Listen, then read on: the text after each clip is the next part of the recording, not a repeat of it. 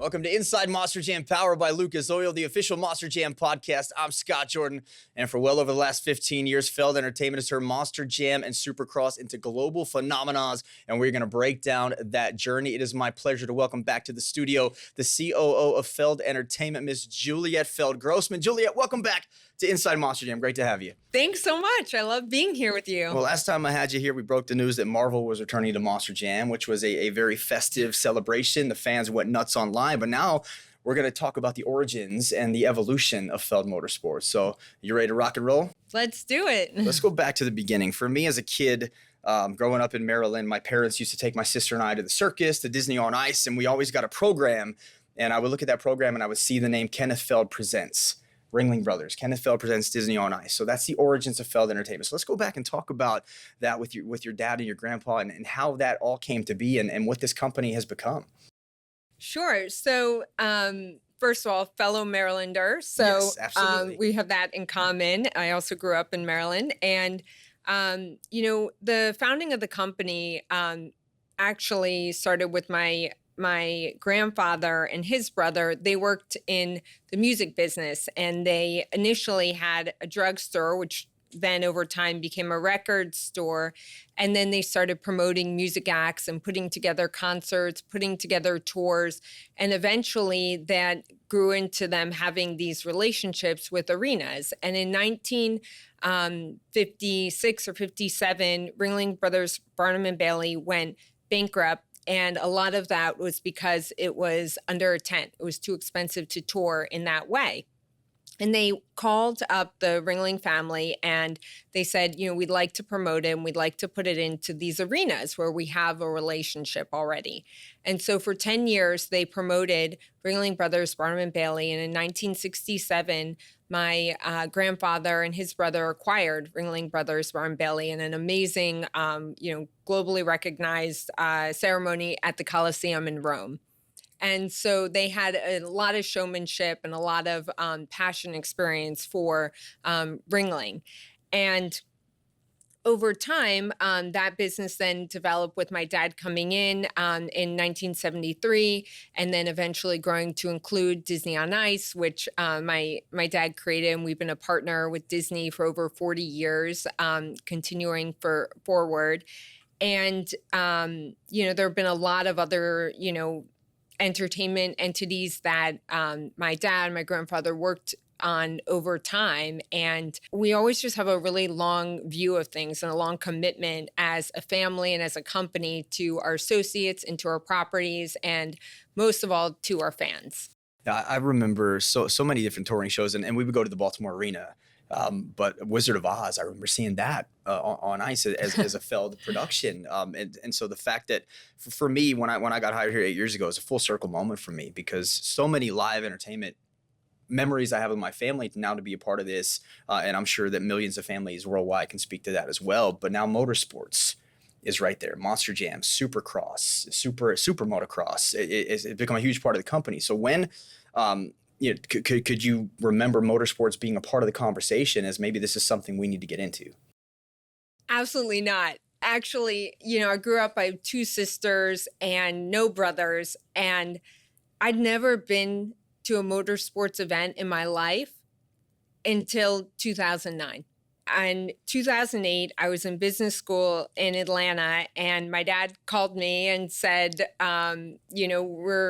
we're acquiring this motorsports business. And honestly, at that time, I wasn't even sure if I was going to join the company right away or what, where my career was headed. And I was living in Atlanta, and I went in, early 2009 to see Monster Jam for the first time at the Georgia Dome.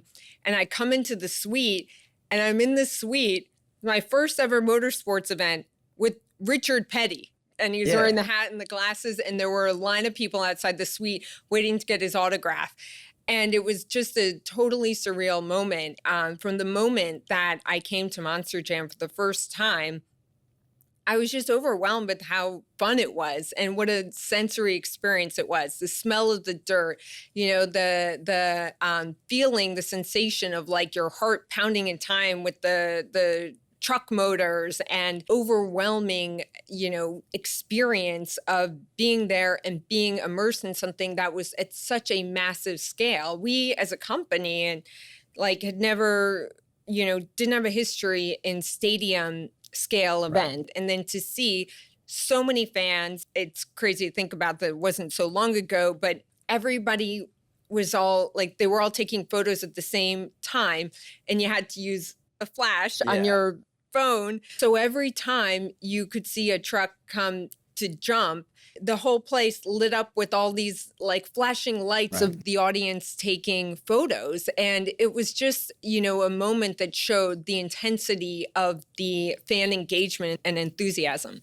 And I know that back in 2008, it made a lot of waves in the motorsports world and still making waves. And we are going to dive into that more with Juliette next on Inside Monster Jam, powered by Lucas Oil.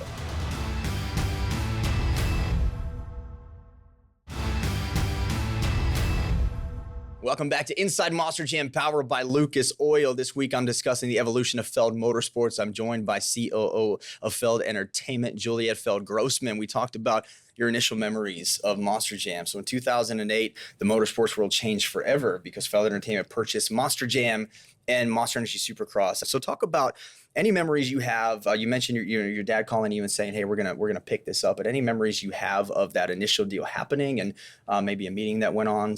Kenneth, my dad, had heard that it was on the market, and he had some familiarity. And so he actually called the head of Live Nation, Michael Rapino, and said, "Hey, I'm interested." And they said, "We didn't think of you because you hadn't bought anything before." He got engaged in, our team got engaged in, and saw that there was a great opportunity. And it was really because it was a great event already, all of it, Supercross and Monster Jam. And there were some other properties as well in the mix at that time. You were great events, exciting, and there was a really engaged fan base. And they also saw that there were some kind of straightforward opportunities to bring more to the fans. And so felt like we could really lend some of our expertise in event management and logistics and marketing and merchandise to bring a more full event forward on something that was already doing really well and was a great experience and a great quality event. Okay, yeah, and I wanted to bring that up because you had such a blueprint of what you did with your other touring shows, and you had mentioned that you hadn't done anything stadium-wise yet. So what was it a natural fit to take companies and brands that had already been touring and to put that Feld imprint in there that you have known and loved and had been working really well for you? I was in business school. I came out of business school and started with the company in January of 2010.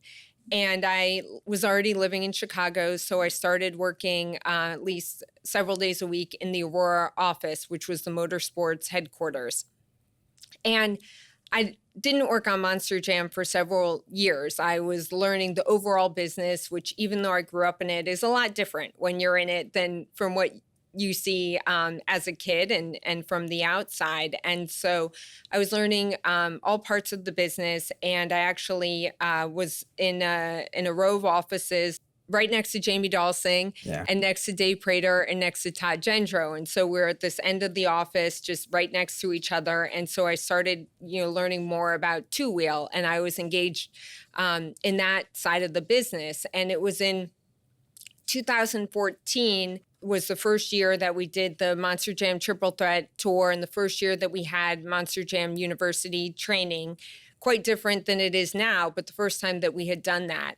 And that was also, for my family, it was the year that my oldest child was born. Right. And so I saw what we had done and what was being done with Monster Jam then, but I wasn't involved in it. I had been working on Nuclear Cowboys, which is an FMX tour that we had.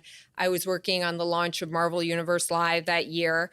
And then, and then my daughter was born. And when I was on leave, I've been thinking about Monster Jam, and I was thinking about, what I had observed and seen over the last, 4 or 5 years of going to events and listening to the team. And when I came back from leave, I thought about what we're doing with the Triple Threat Tour, which at that time was actually called More Monster Jam. Yeah. And it was called that because there was a big difference between the stadium and the arena events, and we wanted to bring to the arena events the excitement that you had at a stadium, but it had to be optimized to the arena space. And it's a more intimate space, so you can do things that aren't possible in a stadium. And we wanted to bring the best of both environments to their respective spaces. But when you looked at the overall opportunities within Monster Jam, it was also interconnected. And so it was then that I started working more with the team on some elements to try to do two things. One, improve the overall quality and consistency of events. Right. So anytime, anywhere in the world, whether you're in Toledo, Ohio, or you're in the Georgia Dome, or you're in, Australia at a Monster Jam event, you would see an awesome, exciting event, no matter what. Fans deserve that. They spend their money to come to these events. Sure. They spend their time. They bring their families. And so that was critically important. And at that time, the events were all, kind of organized on a weekend by weekend basis. And so one of the things that we did, starting, I think it was then in the 2016 season, was to align the events to a tour schedule. And that meant also it helped us start to tackle two other challenges we had. One was the perception that, Monster Jam was for boys. Right. Well, Monster Jam wasn't for boys. I'd never been to a motorsports event before. I grew up I don't think I ever even had a truck toy. But when I went to Monster Jam, I loved it immediately. And I could feel that. And I felt like this is something for everyone. Or I looked around and I saw a lot of dads and sons and groups of men together having a great time. But I said, why wouldn't the whole family come to this? Yeah. How could we get everyone here? What could we be doing to make sure it's inviting and welcoming for everyone? The second perception that we had to change was that it was fake. Right. Because it's not fake. Yeah. There's no way to fake a Monster Jam. These trucks are, sensitive to environmental factors. The drivers are people. They don't, perform the same way. The track changes over the course of the competition, all of that. And so we wanted to make sure that was being communicated in the event and in everything that we were doing. We migrated the events into and created a tour route, and that let us do several things. One, we started accruing points so fans could understand, hey, this is a championship series, and the points accrued towards qualification for the Monster Jam World Finals. Yeah. The other thing is that we could have a better consistent event when we had a tour manager who knew the crew and the drivers and the technicians and everybody that was on that unit. And so they could really support them, and they could, look at, hey, are there any challenges we need to look at week to week? And we could build and train and develop people more. And so that consistency was really important to have the overall quality of the event come together and to see it as a sporting event for fans to get to track it along the way. And then the other thing, and you know this quite well, is we went to hosts. So there used to be some things, I hope this is after you came in, we probably still do this sometimes, but you would have play-by-play going nonstop over truck sounds. Right. I don't think I'd want to be an announcer competing against the sound of a Monster Jam truck. We've tried it. It doesn't work. It doesn't work. And so there were some things there that we just had to work on in the overall show flow so that the hosts were out, started putting them out in the crowd instead of just at a desk. And so they could engage with fans. They could, get people excited and participate, explain things that fans may not know about the event, getting the drivers interviewed. We could see more of the drivers' personalities shine through. So you understand they're authentic, real people. They're telling their real stories. They're inspirational. And so all of those changes went into, the overall kind of show format. We also worked on, making recoveries faster. Mm-hmm. So there wasn't a lot of downtime in the event anymore. And as we started doing this, and we continued as well investing in the training program, MJU is not just about driver training. We train great hosts and announcers out of that program. We train technicians on, the speed of repairing and recovering trucks in the event. We train our AV techs there on, how to run the show format. And it's not a rehearsal, it's a practice, but there was no seat time before we had MJU. So it gave drivers now the ability to get to practice. And out of that, we've seen some amazing things come about. Two-wheel skills is the perfect example. Didn't exist before. It came out of having that extra time at MJU. And so now when I look at the events, I see trucks doing acrobatics. Yeah. I see trucks flying. And, my whole dream, what I love is that, we have trucks off the ground, constantly. We have backflips. We have all these incredible moments, and we've got drivers pushing the limits every day. And it's in combination with all of the truck performance development and engineering we have going, and then the track development that has also come out of that. And it's been a long journey from what Monster Jam was before Feld Entertainment took over to now Monster Jam being on every toy shelf in the world. And we're going to dive into that next on Inside Monster Jam, powered by Lucas Oil.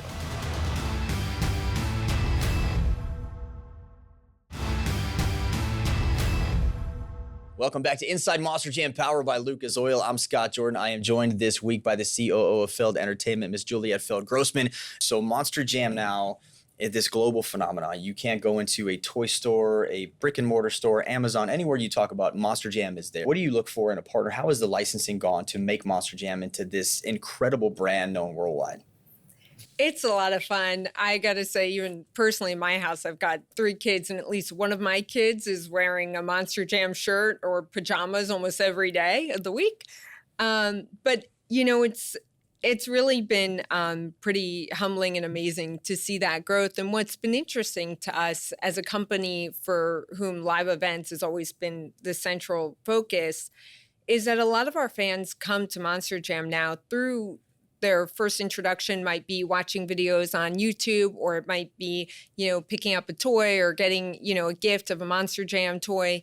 And that's how they're actually coming in and being introduced to the sport. It's a different perspective when we think about Monster Jam is a 365 day a year brand, and it lives in our fans' homes in so many different ways. And the absolute greatest, most amazing thing is that kids and fans invent their own Monster Jam every day when they're playing.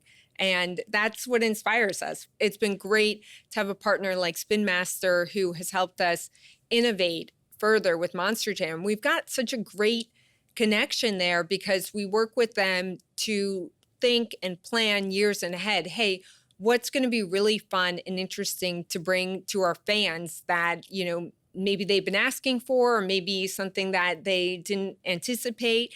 And how can we bring it to life for them so they can play and reenact it at home? Right. Sparkle Smash is coming to Monster Jam. And that's the coolest thing, the coolest news I've heard in a long time, that we are getting that incredible die-cast truck into real life on a Monster Jam track. It is so amazing to me. I'm still the most surprised person in the world that Sparkle Smash is coming, live, 12,000 pounds, because it's amazing in the journey that we've had that we're now in a place where we've got fans who are demanding Sparkle Smash. Yeah. And to me, it says so much about that journey that we've been on, that Monster Jam is really for everyone. And this is an example of listening to the fans, because this actually came out of trends we were seeing in terms of the sales of Sparkle Smash as a die-cast. And we said, wow, this is really off the charts. This is becoming something that, people are gravitating towards. And we ought to look at, should we be making this a full-scale truck? And so it's listening to those fans that's now going to bring Sparkle Smash, to life. I'm excited for it, and we got a little more time with you. So coming up next, I'm going to ask Juliette about the future of Monster Jam. Stay right where you are. More Inside Monster Jam, powered by Lucas Oil, is next.